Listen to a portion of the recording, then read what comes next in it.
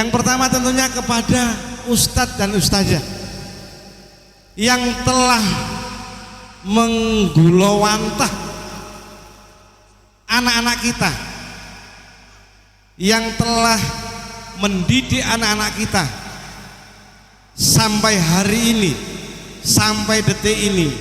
Beliau tidak pamrih apa-apa, hanya semata-mata karena Allah Ta'ala. Podo karo Pak Nurul tapi bahasanya itu. Terima kasih Pak Ustadz.